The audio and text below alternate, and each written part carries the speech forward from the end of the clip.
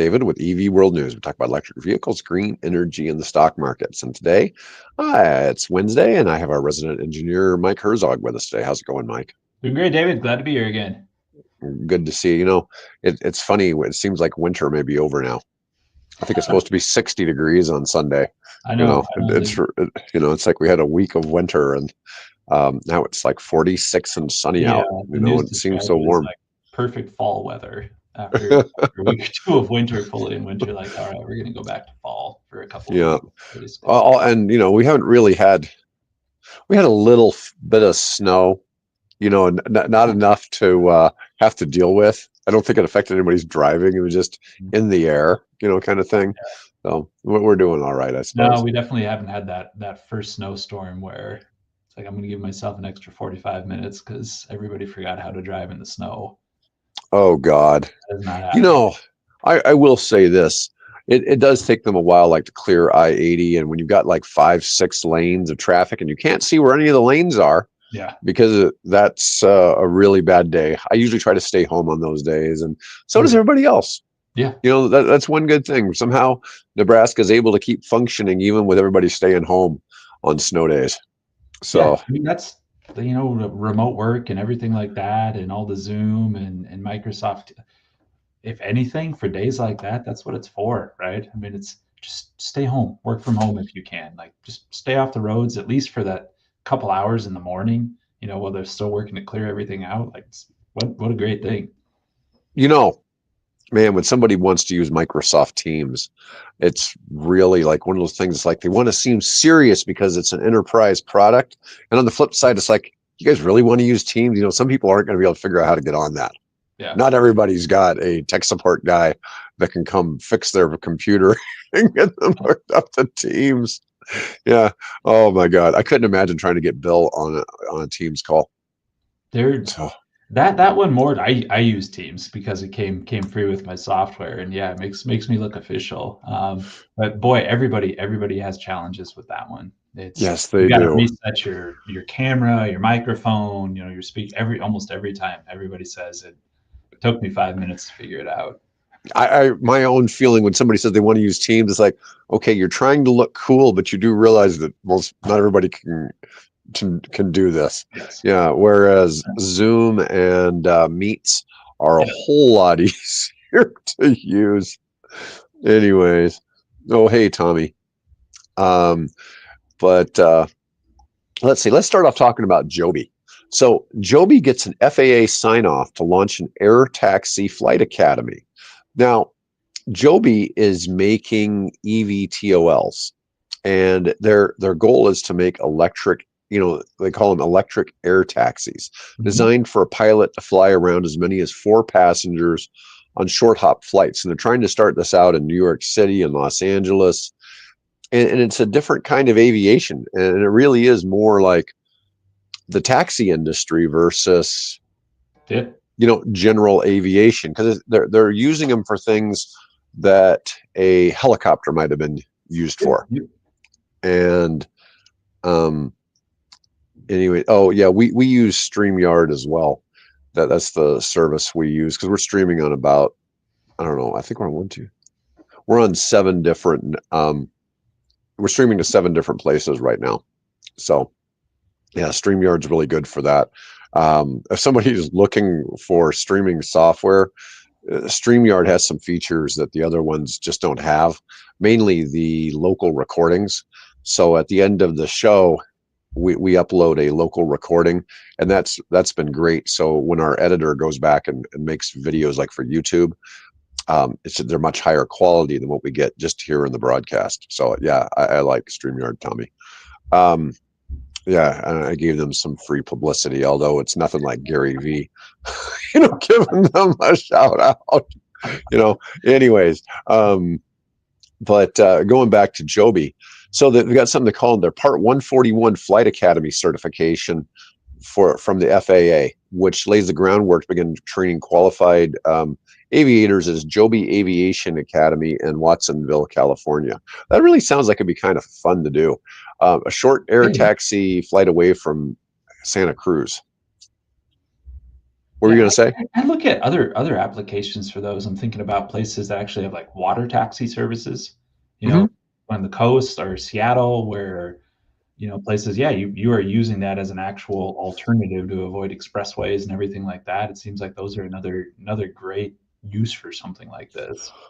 Well, we know that there's always criticism about electric vehicles, right? Well, one of the big ones is range.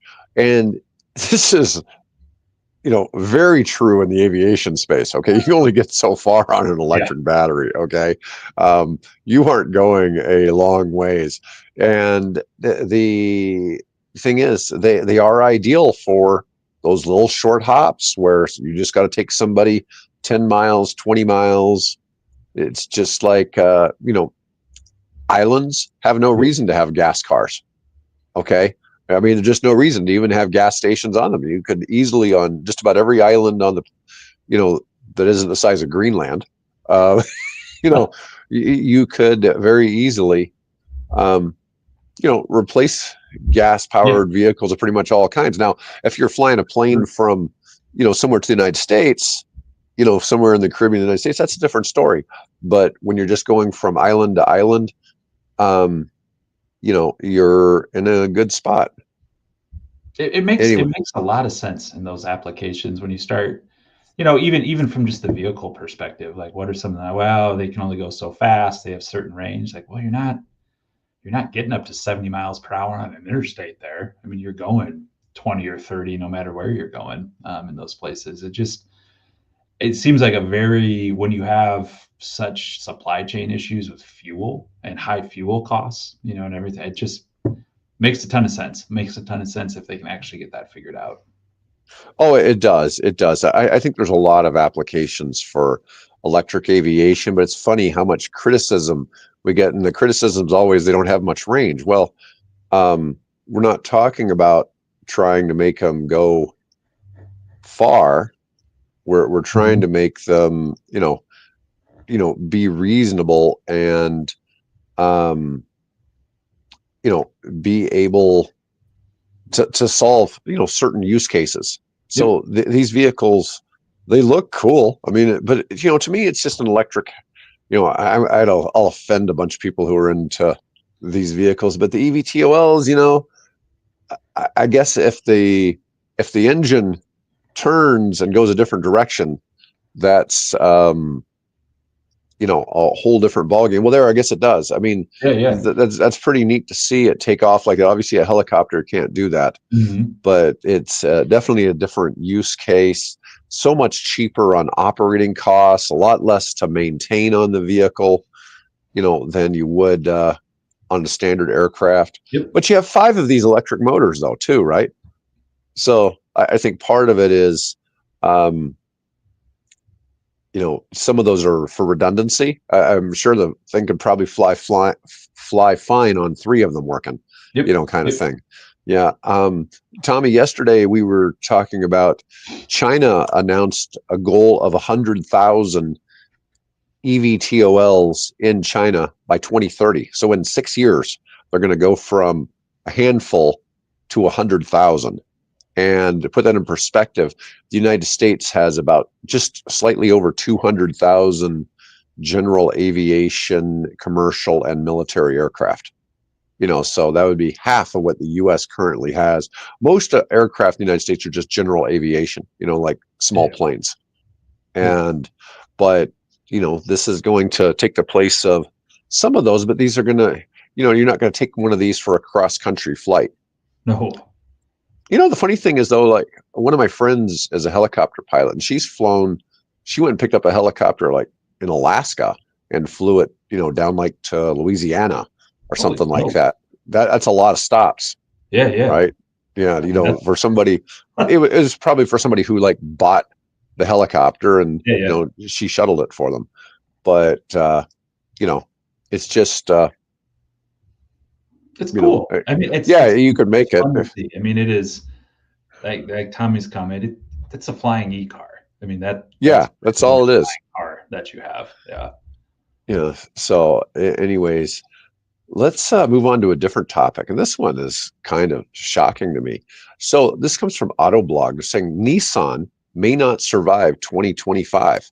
Now, this is a big Japanese auto manufacturer. Now, they got saved from bankruptcy by Renault a few Mhm. years ago. I don't remember exactly what year it was, but Renault kind of bailed them out and they were having trouble.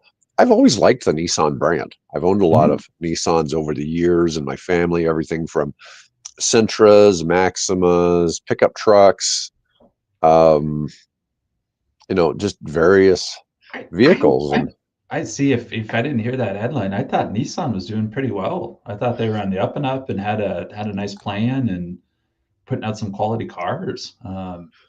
well, I've got some I don't negative know. automotive news today, Yeah, which, the bad news always sells, right? yeah, Well, anyways, that's true.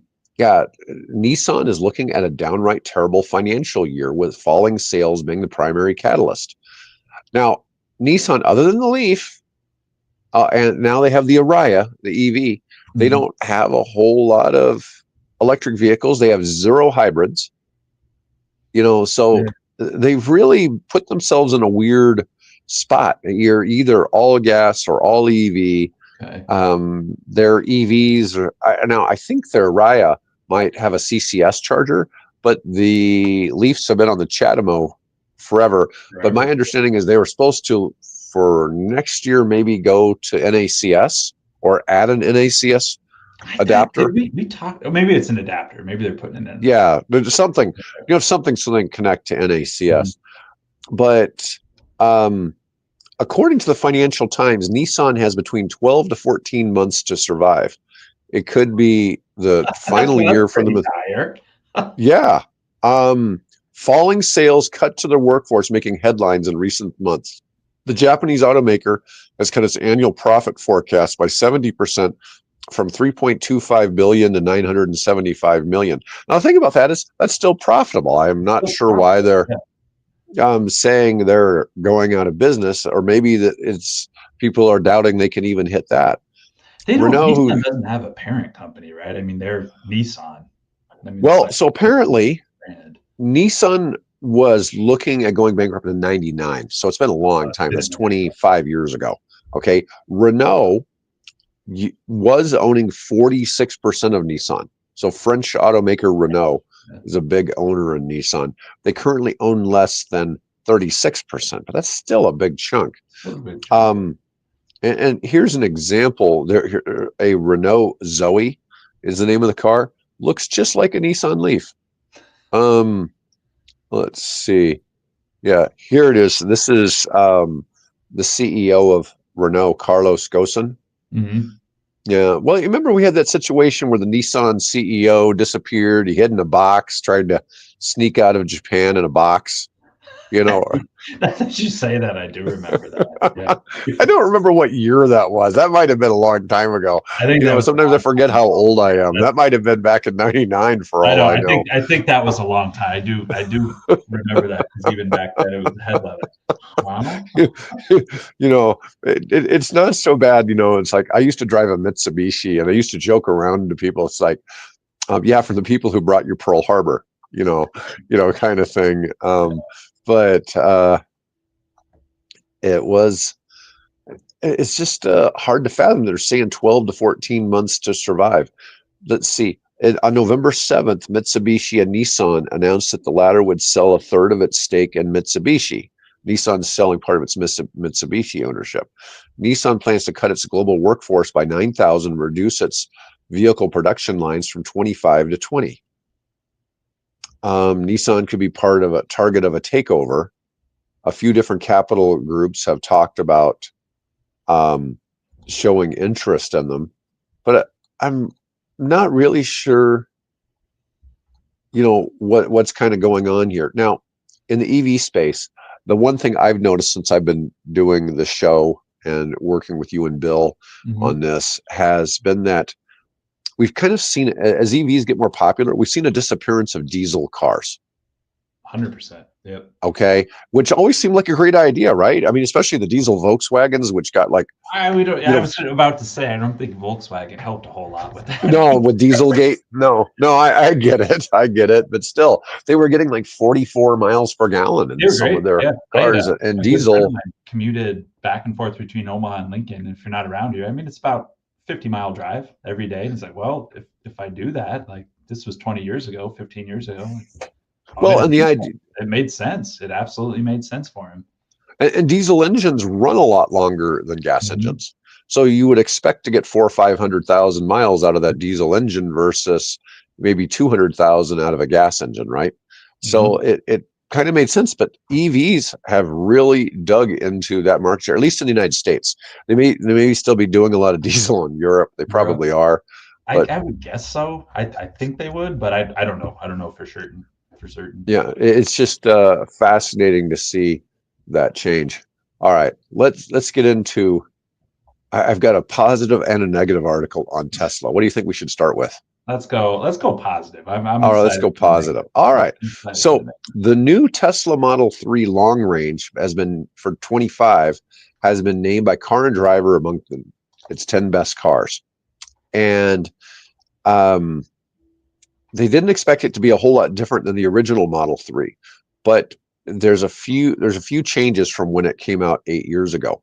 One of the big ones is the battery's grown a little bit. They're not a whole lot bigger, but it's a little bit. It's like 5 kilowatt hours bigger. I mean, that's only adding like 15 miles of range. I mean, it's not anything earth shattering.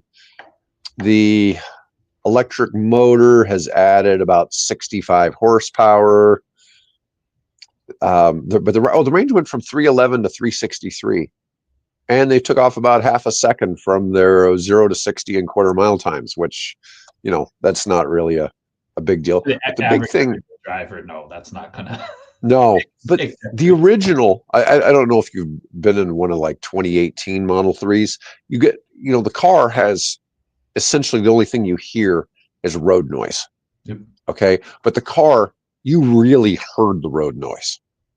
Okay, so they weren't like a super insulated noise car, and now they're the equivalent of a Mercedes EV in terms of being quiet. So they've really listened to people, because that was one of the complaints from people who were coming from luxury cars over to Tesla, was how noisy the Model 3 was in particular. And so they've really made a major change. Let's see. It's funny. It's like it says the Model 3 has plenty of passenger room in the front, but the rear is a bit tight, but no worse than a Porsche Taycan's back seat. Well, the Taycan's a crossover. Well, it's more. It's more of a sports car. Which one am I thinking of? The Porsche. You're thinking of the Macan. The Macan is a crossover. That is what I'm thinking of. Yep. Yeah, but they're saying it's still not as smooth as a BMW, but it has a smooth and comfortable ride that feels controlled and secure. The brake pedal feels pretty good. It's interesting, though, the quietness. I would imagine that is really probably the big thing. I've got a friend who's got a new Model X and kind of like about a 5 or 6 year old Model 3, and the noise difference in the two is night and day difference. It's completely different, but you would expect, the X is twice as expensive as the 3. So you would expect it to be nice. Everybody's saying, all the things he ever complained about with a 3 are not an issue in the X. Yeah. So it's just a. I will say, just in general, driving an EV, it feels like a secure car to drive, just because of the weight. I mean, you are not. It's some tiny little Honda Civic, Toyota Corolla. Boy, that's a light little tiny car. I mean, when you get passed on the interstate by a F-150 or something, you feel it. But any EV I've ever driven, it's just the weight. It just feels more solid. It feels solid. It feels solid. Yeah. I get that. I remember years ago when I was in college, my mom had a Honda Civic, and I drove that a couple times on long distance trips in North Dakota, and the wind. That car was like, you were fighting the steering wheel to keep it. I used to drive a Civic. It was 2 hands on the steering wheel. Yeah, the wind was really affecting you. That car was like driving probably a sailing ship. I mean, it just did not feel that safe. Um, yeah, I was always just kind of waiting to tip over. It's like I've always said before, I am amazed sometimes how tractor trailers can Yeah. drive in some of that wind. And Mhm. that big truck is kind of like a sail back there. But anyways, the Model 3 though, with a base sticker price of $44,130, when you add the $7,500 rebate, it drops it to $36,630. That's really not that Mm-mm. expensive of a car by today's standards. But anyways, I thought that was kind of good news. That was from Car and Driver. So we might as well just segue right into the bad news. It's also about a Model 3. So this comes from Australia. A Tesla owner has had a bit of a mess. It appears their car had a mind of its own, driving into three other cars and then ditching. It was at a shopping center car park. Decided to just Mhm. drive right off. Oh no. Okay, with the driver still inside. So this wasn't like a situation of like they summoned the car and just Yeah, it was somebody plowed was. through everything. Just they were in it. Now the age of the drivers is kind of interesting. I'll get to that in a minute, but um, there's been issues occasionally, like with full self-driving. Um, Even though full self-driving is shown to be much safer than human driving, Mhm. there's been weird stuff. They've had fatal door malfunctions, misinterpreted features, poor camera detection. One of the things is when you lose all of the stock controls, like Yeah. your turn signal and other things Mhm. like that, and you're going to hitting buttons on the touch screen, I think it would be pretty easy to hit wrong buttons. I I would just, agree with that. I would agree with that. Now, yeah. my first inclination is like, yeah, you mentioned who's the driver. If Well, somebody just we're going to get to that. These lost people control of weren't, their car and banged into a couple of them, and some of that, oh, the car did it. I had no control over it. I mean, yeah. that's my gut. But The people inside the vehicle were age 59 and 68. Doesn't say which one was that's not driving. that's not too bad. I mean, that's not No, necessarily. no. Um, but now this occurred in this Sydney, Australia. Okay, so this wasn't a U.S. situation, but still, it dangerously accelerated towards and through other vehicles in the parking lot before toppling over the edge. The people inside were taken to the hospital, but they weren't seriously hurt and were treated for chest injuries, whatever that may be. But as usual, people in the Teslas, I keep seeing conflicting stuff. It's like it seems to be really safe to be in a crash in a Tesla. But on the Mhm. flip side, it seems like there's been a lot of fatalities in Teslas. But I think the people probably were going 100 plus, Oh trying yeah, to yeah. see what they could get away with. And, maybe they're getting a little bit of God complex driving a Like safe car with, it'll protect me kind of thing. yeah, Car's smart enough. It won't let me hit anything. right. And I think people are overestimating some of that. I have noticed one thing that the average driver of a Tesla is way more skewed towards males. Okay. Yeah, I remember seeing some statistics that percentage of male owners versus female owners, Tesla is like in a class of itself with how dominant its owners are males. So you're already having, more Already aggressive that is drivers. skewed towards more aggressive driving. Right, right. So I would kind of think that would be the situation. Um, but who knows? Because women tend to be I'm wondering safer. how much of this Tesla stuff. I'm sure everybody remembers Toyota years ago, and cars accelerating out of control, and what that that big deal. And they definitely had an issue with the floor mat, and the floor mat Mhm. getting wedged and stuck. But revisiting that years later, it was all user error. It was all the driver error hitting the wrong pedal, except for the couple of one or two floor mat incidents. And I kind of what you're saying now that it's a touch screen and there's all kinds of buttons and all the car locked me in. It was accelerating without my control. I didn't know what.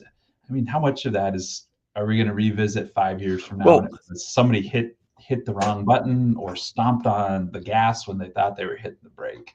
and Well, think everything. about this. You drive an EV that drives, probably the controls are much more like a gas car, right? Very much. Yep. Okay.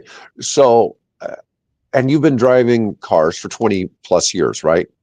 So, what I'm getting at is you have a level of mastery Yep. of a traditional car style. And Tesla has decided to kind of change everything. They think the stuff is more ergonomic or whatever. But when you're in a situation under stress, if you're in a true state of mastery where you don't have to think about anything, then you automatically do the right thing. Yep. But when you're not used to that level of stress, it's very easy. I mean, there's even cases in stress in gas cars where people should have stomped on the brake and instead they mashed the accelerator to the Yep. floor. You know, that's a common occurrence. Yeah. And It happens. That's what when happens people before you freak know it. out, People hit the okay, gas. and I think when you've got something that if you accidentally mash on the accelerator on an EV, on a Tesla that are just insanely fast, you know, you're all of a sudden going to really infinitely Yeah. increase the amount of damage It's that's possible. I drove an old car that was barely had power windows, kind of thing for a long time, and then moved into a modern car. And what I always tell people, it beeps at me a lot. Not just an EV, but all the new modern safety features. Like, Right. gosh darn, it beeps at me all the time. What I'm doing and how I'm trying to figure these things out, and even things like lane assist. If you're not Right. not used to it, it like the steering wheel starts to turn on you a little bit. Yeah, Yeah. if you weren't expecting that or not used to it, you're going to overcorrect. Like, oh my God, my car, why? Because I'm looking like, why? I'm in the lanes like this. Yeah, maybe I'm veering a little bit, but I'm paying attention. I'm in control of my vehicle, and it's starting to move on me without my control. Like I'm going to do one of those. It's. Right. I like what you're saying. I mean, it's a new learning curve for all of those features if you haven't done it before. Yeah. It's kind of wild to see, the idea of cars doing, you know, kind of their own thing. I have this other article on self-driving cars found safer than human-driven, except for three specific areas. Now, I do know this. So, like in with Waymo is a real common Mhm. Google-owned self-driving car situation. It's used in San Francisco. It's used in whatchamacallit, oh, Scottsdale, Phoenix. Yeah, I'm Oh, trying to think of Arizona. But here's a Waymo car, and look at all the sensor devices and cameras everywhere on this car. mhm. But the way the Waymos work, it's almost like you have to go to like a bus station. Okay, so it's not like you put in an address and the car comes and picks you up at that address. You go to a location where the Waymos go. Yep, Okay, that makes so sense. and then you go get dropped off at a location where the Waymos drop off. Okay, so it's not like if you ordered an Uber and there's parked cars everywhere, they'll turn on their hazards or whatever, and you go jump in real quick and then you speed off. It doesn't do that kind of stuff. Okay, and it doesn't go and directly pick people up at their house and stuff like that. There's just some things that those don't quite do. But the big problem that they found with the self-driving cars was their accidents in the autonomous vehicles 5x'd at dusk, dawn, or going around corners. So the sensors, this is even true. Sometimes at night, if a corner isn't well lit, you kind of wonder as you're turning, it's like, what are you turning into? Because it's just black, Yeah. right? Okay. Yep. Well, it's kind of the same thing. For the self-driving cars, they may not see around that corner real well. Okay, but the big thing is at dawn and dusk, they have a lot. The camera sensors have a lot of problems because of Changing lighting yeah. It conditions. either needs it to be bright or dark. Yeah. Yeah, so I thought that was kind of an interesting point. that if you were worried about getting in an autonomous vehicle, you might not take them at That, dusk or dawn. That probably dramatically reduces the I would accidents. like stats, but you're saying these conditions it doesn't do well. Shoot, I don't do well in those conditions. When the sun's coming up and when the sun's going down, and yeah, turning around a blind corner, like yeah, I'm in the same boat. Well, you look at what time the sun goes down here now, okay? Mhm. And if you're needing to go like westbound on Dodge at 4:30 in the evening right now, it's just sort of painful. Even though the sun is technically in the southwest, you're not driving straight into it. That's one nice thing here. We don't actually have any streets where you might on 80. I mean, if you're heading from Yeah, here to where it Lincoln, you're starts to driving go down southwest. towards, yeah, it veers Yeah, but otherwise, you don't really have any true southwest driving here except for like I-80 headed to Lincoln. Mhm. Um, because everything here, this is really sad. Our city was perfectly laid out east, west, north, south.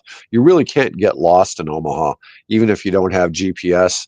You pretty much you can kind of figure out where you're going because the numbering system Numbers. and That's and all it. that. You can figure your way around just because of the odd driving situation Yep. that we have here.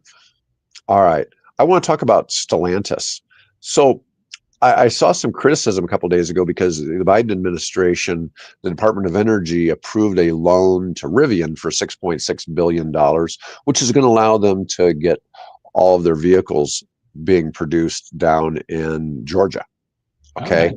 Which Georgia's been the big winner, right? From the Yep. Inflation Reduction Act. They are the big jobs winner. Now, that one was tied to Rivian cannot oppose unionization. And so that was an interesting play because, like, the Biden administration doesn't acknowledge Tesla because Tesla isn't a union company. Hmm.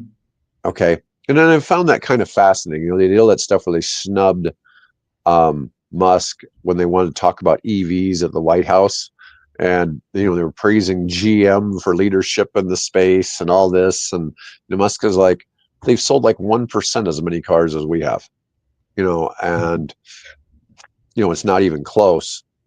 And but anyways, in this particular case, the U.S. has committed $7.54 billion loan for Stellantis to build 2 electric vehicle battery plants here in the United States, which is a pretty big deal because we need more battery We need production in more the of that United stateside, States. 100%. And, it'll create at least 2,800 jobs, hundreds more at a nearby park for parts supply companies. This is going to be built in Kokomo, Indiana. Indiana, okay. That might revive that song about Kokomo. Anyway, um, but the project is being built by Star Plus Energy LLC. The loan still needs to be finalized, but the government said the commitment shows its intent to finance the project. Star Plus must develop a plan to engage with the community and labor leaders to create good paying jobs. It also has to meet technical, legal, environmental, and financial conditions before the government will fund the loan. It's unclear if it'll be finalized before Trump takes office on January 20th. Trump pledged to end funding for such projects, which he called a Green New Scam. The thing is, I don't know if he would really classify battery projects the same way. I mean, the problem we've had that, I point this all the time. Everything goes back to Solyndra under Obama. Okay. The Solyndra thing was a boondoggle. It directly benefited Harry Reid's kid. And it went bankrupt, and it just was a really bad look. It really set the green energy Mhm. development back a long ways. And you and I both know that what is the U.S. gets 20% of its electricity from green energy and another 20% from nuclear. You know, um, it's just hard to fathom that we still have such opposition to some of these things. Well, even if, let's say in a weird situation, not weird, but if say, oh, we're going to completely redo this, we want to revitalize coal, natural gas, whatever, a complete 180 on where we're at today, there's still this weird transient state, and there's still a worldwide market for battery energy storage. And as all these things happen, when you're done with the EV battery, put it in a home, put it in a business, do all these things they want to do. And that the Chinese domination of this market has just been so crazy, between batteries and solar panels and everything like that. The idea of opposing domestic production of those things, like I'm with you. I think it's jobs. It's Yeah. jobs in emerging industry. Like why wouldn't we want to do something like that? You know, during COVID, I was doing sales and medical supplies, and everything was made in China. Nothing Mhm. was made in the United States. It was really, people wanted to start manufacturing some of the products in the United States. The problem is, once COVID's over and the pandemic's over, there's no market anymore. The US companies can't compete. And so there has to be some way to make it that some of these critical um, industries are done here in the United States. Yeah. And it can't all be overseas, and they can't just keep bankrupting all the companies that are keeping us in those spaces. Okay. And I think this is, something important. And especially when you look at the fact that, was it Carlos Tavares or whatever, the CEO of Stellantis, basically he's out. He quit. Um, Right? He stepped down like, yeah, stepped down just like a week yesterday. ago. What's that? Well, it was just very recent, right? Like this week. Yeah, it just happened. And but Jeep isn't selling, Ram isn't selling, Dodge isn't selling, and they've overpriced everything. Um, but Mhm. I don't know what to say. I mean, they like jacked up the price. They do well in all those companies, do fairly well. I mean, to be fair, Stellantis has nice looking products, even if their quality isn't great. I think in the truck space, I think Rams are nicer looking than the other brands. I think they do better job of styling. Um, a lot of your Dodge cars have like iconic looks. Mhm. The Challenger, the Charger. They've they've got a lot of just Yeah. really cool products, and and then you look at Jeep. Well, obviously Jeep is pretty iconic, and they've always made money on Jeep. Mhm. You think with all the money they make out, they could have made them a little higher quality, but the dealerships depend on the repair money too much. Okay, Maybe. but it just Yeah. who knows? I was just kind of surprised. It's like we see Carlos going out, and at the same time they're getting this loan Getting a approved giant by loan. by the government. Although this really is so they can develop and build the infrastructure for those battery factories, which are also creating jobs.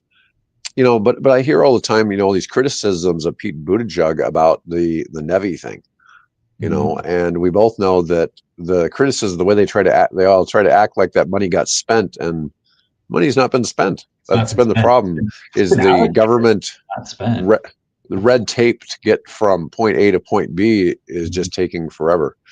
So I had an article about Trump, and it says automakers are pleading with Trump, don't kill the EV tax credit. Now, the one thing I'd like to see stick around is the used EV tax credit. Mhm. I mean, I think you really want to talk about getting people, um, cheap EVs in people's hands. That's the only way you're going to do it, is with the used ones. And Yep. I think incentivizing that is a big space.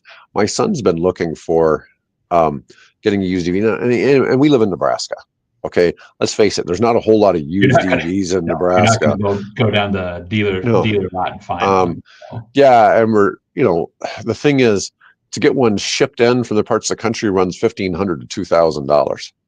It's a big fee to mhm. get them brought in, but we've been looking at ones all over the country that qualify for the $4,000 tax credit, and we've basically been looking at leafs and bolts, Oh, and they're in the price range where he wants to be. But I mean, then it just adds that $4,000 makes a awfully big incentive to get that yeah. over a gas car, and it's good for I don't know. I just think it's good for getting um, cars out there, Well, and because one of it gets people exposed to them, gets people used to them, and if it's enough to push somebody over the edge in a good way, hey, that's okay. Yeah, I'll take $4,000 off this. I was in the market anyway. Sure, let's give it a shot. Well, a big thing is if your neighbor has an EV, you're way more likely to buy one It too. is. Yeah, we And always called it the clustering effect. It's right, keeping up with the Joneses, whatever you want to call it. But yeah, right, but it has a big impact. A lot of people don't want to be the first people on the block to show up with an EV, and so yeah. it's kind of a different experience. But I just not sure. I mean, they're talking about canceling it, but a lot of your car manufacturers really kind of depend on this. Um, Mhm. Tesla doesn't. While they try to make sure that everything does qualify, um, they don't need the subsidies as much as the other companies. And they could even compromise. They could cut the subsidies. Maybe they don't need to be $7,500 on a new Right. car, 4,000 on a used car. Maybe they could scale them back. It just seems kind of silly to just come in and just cut it like Got that, it. Got it. Yeah. especially when you have these auto manufacturers who are looking at the government for guidance and have to make decisions on what they're going to make, not just for 2025, but for Future 2026 and production line. 27. And they can't just go making them change and have wasted billions of dollars in one perspective when the market is being shifted. There should be some, maybe a phase out. It just doesn't make sense to go in and just slash it. No, And, from and day one, just to slash and no, we're not going to do this anymore. No, well, you and I talk about it all the time. I mean, yeah. I think the EV market and the trajectory it's on and everything, and to some degree the train has left the station, but pulling the rug out on some of that, it's going to have a blip. And how big is that blip, and how hard will it be to recover from? I'm trying to find some good images for Electra Aviation. Let me see, because I've got this article. So this is another EVTO. Well, it's not really an EVTOL. It's just electric aviation. But this one here has 8 props. Cool. Now, also in the back, though, this looks like it has some type of jet as well. So Mhm. it looks like it's hybrid in some way. Air travel without airports, emissions, or noise. Um, I don't know how you get away from an airport, but our that's ultra short aircraft uses patented blown lift technology to take off and land in lengths as short as 150 feet. Wow, that's like a there you go. Fiesler Storch. Yeah, in World War II, the Germans used little reconnaissance aircraft Mhm. that you could just like land it Yeah. on almost on the top of a building. I mean, it didn't take any space. It had enough horsepower, and basically, you just needed a light pilot, I guess. But it's got a hybrid electric propulsion system that let me see. It has operational flexibility comparable to a helicopter, but with the improved safety and economics of a fixed-winged aircraft. Let's see what we got here. 150-foot ground roll comparable to a soccer field. 9 passengers with 50 pounds of baggage each, or it can haul 3,000 pounds of cargo. 40% lower fuel burn than comparable aircraft on a 100-mile route. And it can ferry 1,100 nautical miles with a 45-minute reserve. That's a Whoa, lot farther than what we've that's pretty seen with good. other stuff. But Yeah. let me see.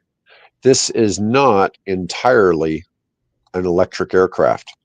Okay. No, I'm trying to I see if love it gives me I a little love that more concept. news. Yeah. You see, let's look at technology here. But they were doing the article came up because they've got something going on with the U.S. military, and obviously, you can land something like that. That has a lot of military application, right? Oh yeah. Um, just go land it in any old field. Um, it's just kind of nuts to see that this is going on. Now, the EL9 production aircraft with FAA certification isn't expected till 2029. So it's a bit yet. There's something called AFWERX, Agility Prime, awarded the company a strategic funding partnership for $85 million in 23 to develop the full-scale contested logistics aircraft. Hybrid, oh yeah, turbo generator back here in the back. Not sure. The turbo generator is sized for cruise, while the battery boosts power for takeoff and landing. The turbo generator can be small and always operates its most efficient operating point. This reduces fuel burn and lowers maintenance cost. So I think what they do is they use the batteries to help with takeoff and to get to altitude. Mm-hmm. And then it switches over to fuel, to aviation fuel. To just maintain altitude. Let's see. So here it is. It's showing it in hybrid mode. Let me see when it switches to battery only. It's just this part running. When it goes to hybrid mode, it adds this turbo generator in the back that's obviously burning fuel and adding to it. But a combined 1,100 nautical miles is quite the distance. Yeah, earlier today we were talking about 40 or 50 miles. Right. This is a whole lot different. And this seems like a real practical application. Mm-hmm. Like here, they're trying to show a picture of a larger aircraft with, 3 jets props in the back. Yeah, and then it's got like still 8 under wing propellers. They're working with MIT, the University of Michigan, and industry partners to explore other future aircraft concepts. I mean, it's really kind of a novel idea, because Bill and I were talking about this, because I'm not going to say that the aircraft just like sips fuel, but once they're at altitude, it's not really taking a whole lot to keep things going. Force comes mostly from acceleration. So I mean, when you're just maintaining that speed, it hardly takes any energy to do it. It's all the acceleration that is really the burner. But it's if you look back to a parallel with the original hybrid cars and like regenerative braking, like, hey, let's figure out what this vehicle is doing and how we can just optimize it. Does it have to be all electric? No, that's not practical at this standpoint. But if we supplement and do the hard parts, or do where batteries make sense, can we just make the whole thing more efficient to run? Sounds like that's what this is doing. Yeah. Anyways, I thought it's always cool to cover electric aviation, because it gives us some different perspectives. It's not everything is cars, Yeah. Anyways, folks, we appreciate the audience today, and we will be back next week. I hope I'll be back with Bill tomorrow. And otherwise, thanks for watching, and have a great day.